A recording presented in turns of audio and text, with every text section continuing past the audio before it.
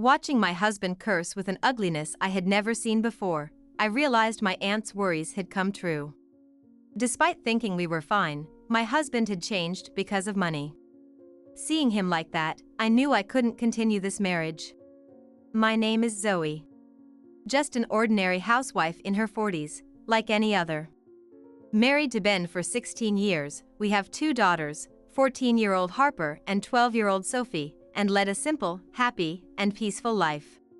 But everything changed right after the 49th day memorial service for my mother's passing. My father passed away last year, and my mother lived alone in her house, an hour's train ride from ours. They were very close, so after Dad's death, Mom lost her spirit. After Dad's 49th day memorial, she fell ill, was diagnosed with a serious illness, and quickly joined Dad. Losing both parents in quick succession shocked me deeply. Still reeling, I received a call from my aunt after Mom's funeral. She said I was the beneficiary of Mom's life insurance and needed to handle the claim. My aunt, who works for an insurance company, had sold policies to my parents years ago to meet her sales targets. I knew about the life insurance since we had updated the beneficiary after Dad died. But with Mom's illness, I had completely forgotten about it. The payout was $500,000. I was shaken by suddenly having such a large sum, but my husband was overjoyed. $500,000, huh? Incredible! Yeah, it took me by surprise too. I was more bewildered, but my husband seemed happy. I watched him with mixed feelings. It's money your mother left behind, we should use it wisely. That's true. But Mom just passed away, I can't think of spending it right now. I understand. We'll wait until you're ready. Sensing the disconnect between us, my husband seemed uneasy. Afterward, he didn't mention the insurance money, which relieved me. But then, something unexpected happened. While settling Mom's estate, we discovered she had over $500,000 in savings. Contacting my aunt, she believed it was the payout from Dad's life insurance. Mom had received the same amount when Dad died but hadn't touched it, leaving the entire sum. Overwhelmed by the large amount, my aunt expressed her concerns. She had seen families torn apart over inheritances and people's lives ruined by sudden wealth. She advised me to be cautious about who I tell about the inheritance. Her words helped me regain some composure.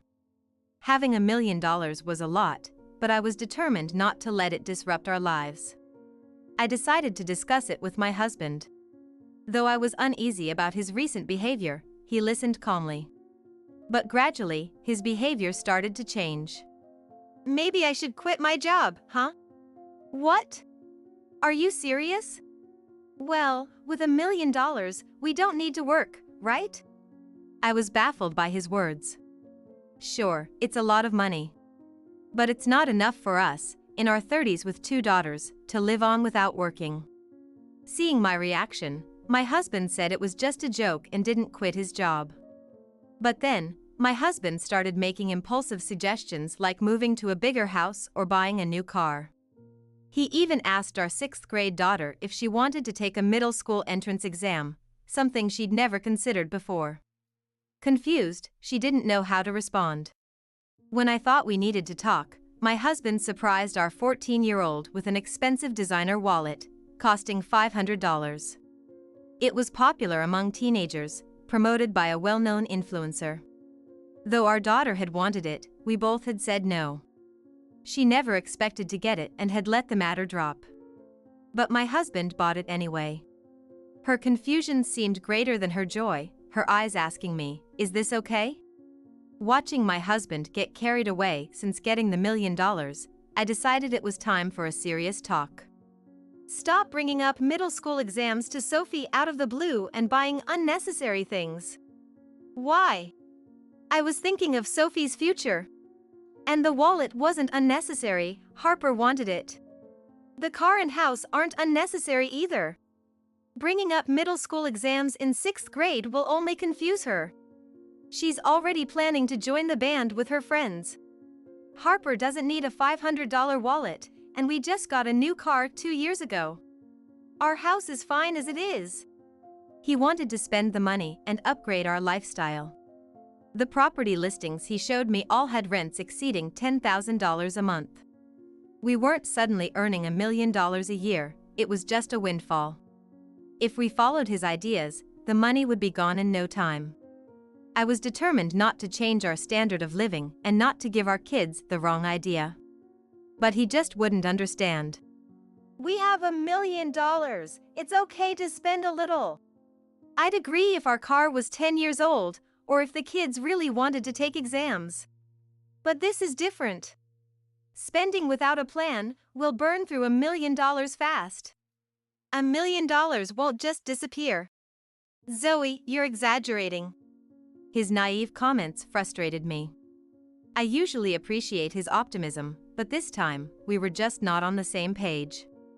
You brought home listings for houses that cost $10,000 a month in rent. That's $120,000 a year. In 8 years, that's $1 million gone. So, what should we do with the $1 million? Just sit on it? I'm not saying don't use it. It's important money left by my parents. I want to use it wisely. I told him we should use the money for the family and always consult each other before spending. I didn't want to think about it any further. He seemed to understand and didn't say more. But a week later, he started asking, decided how to use the money? What for? I felt sad he didn't understand. It's only been a week. I can't decide that fast. So how long should I wait? You're being too cautious. It's not about being cautious. I don't want this windfall to ruin our lives. He seemed unhappy when he realized I wasn't eager to spend. He kept insisting, are you really not going to use it? And what about investing? I was stressed by his attitude and responded nonchalantly. Eventually, he almost stopped talking to me. Reaching a point where I regretted ever receiving the inheritance, I even considered donating it. One day, my husband returned home in a great mood. As I sat down, he had something shocking to say. I bought a house for us to live in with my parents and sister. We'll move when it's ready. What are you talking about? A house with your parents and sister? I didn't agree to this. I'm telling you now. He said it so casually, but I was in disbelief. Legally, the money was mine, not his. I never intended to use it just for myself, but him spending it without my consent was unacceptable. I had asked him to keep the inheritance a secret from his parents. I'm not fond of them. They've made hurtful comments like, you're not a real mother without a son, or calling my mother, who passed soon after my father, a woman dependent on men. He knew all this. Living with my in-laws and sister-in-law, who has been chasing after idols while living at home, contributing neither to household chores nor finances, would undoubtedly be challenging. It's clear to me that such an environment wouldn't be a positive influence on my daughters. Rushing to check the bank account holding the inheritance, I found the passbook missing. A chill ran through me. My husband had indeed used the money without my permission. Returning to him, I found him smiling, which instilled an indescribable fear in me. After 14 years of marriage, he felt like a stranger. Zoe, you always said you wanted to use the money meaningfully, for the family. Living with my parents and sister means more people to help with the kids. And paying for the house up front means no rent forever. It's a good use of the money for me, you, and the kids, right? If you thought it was a good idea, why didn't you consult me first? Why take the passbook without asking? Don't make it sound so bad. What's yours is mine, right? Hearing this, I felt my love for him cooling. He just wouldn't understand. Stop it. That money is mine from the inheritance. You had no right to use it without asking. So, this is what you really think. Taking the passbook was the right decision. You never intended to let me use the money, did you? You wanted to keep it all for yourself. His angry outburst was like nothing I'd seen before. I realized then that I couldn't continue with this person. If you oppose living with my parents, it's divorce. Fine. Let's divorce. It seems my husband was only trying to intimidate me with the threat of divorce. However, when I readily agreed to it, he appeared visibly shaken. You're really okay with it? Divorce? Yes. You won't be able to live in the new house if we divorce. Are you okay with that? I had no desire to live in a multi-generational home with his family. And a doubt crossed my mind. Was his claim of buying a house just a lie? Are you sure? You might regret it. Why would I regret it? My husband spoke with unwavering confidence. Then, declaring, I can't live with you anymore, he packed his bags and left the house. The next morning, I rushed to the bank to find the entire sum still in the account. Indeed, my husband's claim of having already purchased a house was a lie. As I suspected, even though he had the passbook, he couldn't withdraw such a large sum of $1 million from an account in my name without my consent. I reported the passbook as lost and took steps to freeze the account, reissue the passbook. I proceeded with the divorce, handling property division and child support. The divorce proceedings were progressing smoothly without much dispute. However, a week after my husband left the house, he called me. Expecting it to be about the divorce, I answered, only to hear him pleading for help in a desperate voice. Zoe, help me! What? What's going on? Just help me! In his panic, my husband kept repeating help me, unable to explain the situation. Confused, I was about to respond when someone else took the phone. The man on the line, a bank employee, explained that a man with a frozen account's passbook was attempting to withdraw money. The bank found it suspicious, especially since he had a power of attorney, and called the police. Consequently, my husband was being questioned by the police inside the bank. I was shocked. I never thought my husband, whom I was planning to divorce, could do something like this. He had been driven to madness by money, a stark contrast to the man I knew. The bank wanted to hear my side of the story, so I hurriedly made my way there. Contacting my brother-in-law en route. My brother-in-law is an incredibly accomplished man, working as a lawyer. My husband harbors a deep-seated complex towards him, becoming sullen whenever I speak with his brother. Although they live nearby, my brother-in-law hardly interacts with the rest of the family due to mismatched personalities.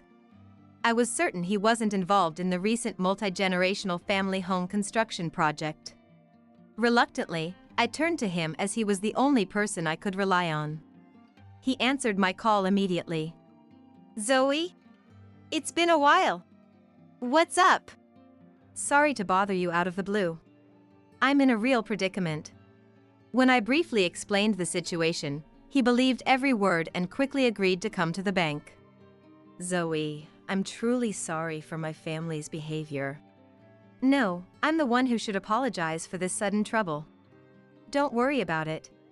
I'm glad you reached out.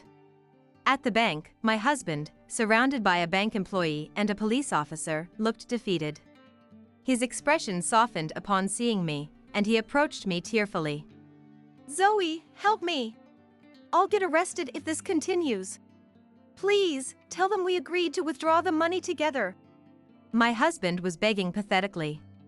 The passbook he took without permission weren't his to use, and I had no recollection of changing the power of attorney, which should require an official signature.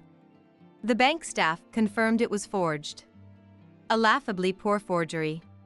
Telling the truth would certainly lead to his arrest. When the police officer asked if I was his wife, I wanted to deny it, but unfortunately, we were still married. I was led to a private room to explain everything. I felt sorry for causing trouble, but both the police and bank staff sympathized with me.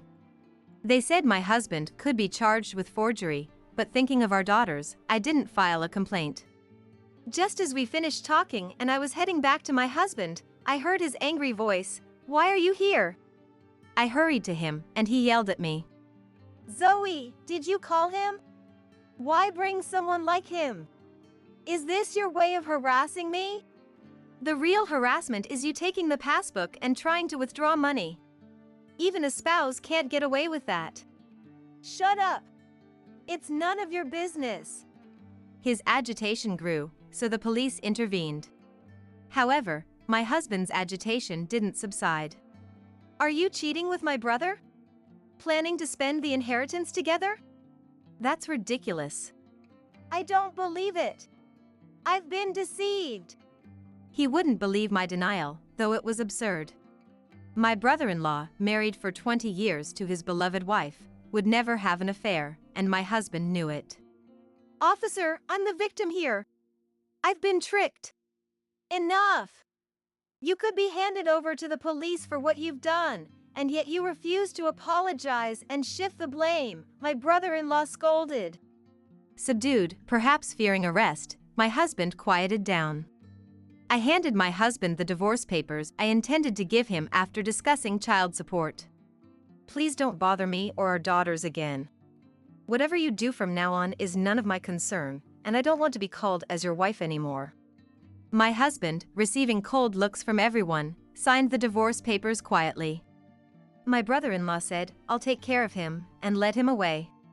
I then submitted the divorce papers to the city office, finalizing our divorce. Later, my ex-husband's debts came to light. He had been extravagantly spending at nightclubs, boasting about inheriting $1 million, and racking up huge debts each day. He had borrowed money, planning to repay it with the inheritance, but ended up with only debts. My in-laws were furious when their plans for living in $1 million mansion fell through, berating my husband as useless. They tried to contact me, but my brother-in-law thankfully intervened. Now, I've moved and started a new life with my daughters. My daughters seem to have sensed their father's erratic behavior and have not expressed any desire to see him. After being reprimanded by his parents and counseled by his brother, my ex-husband appears to have regained his senses and has been responsibly sending child support each month. I hope that if a day comes when my daughters wish to see him, I'll be able to facilitate that meeting.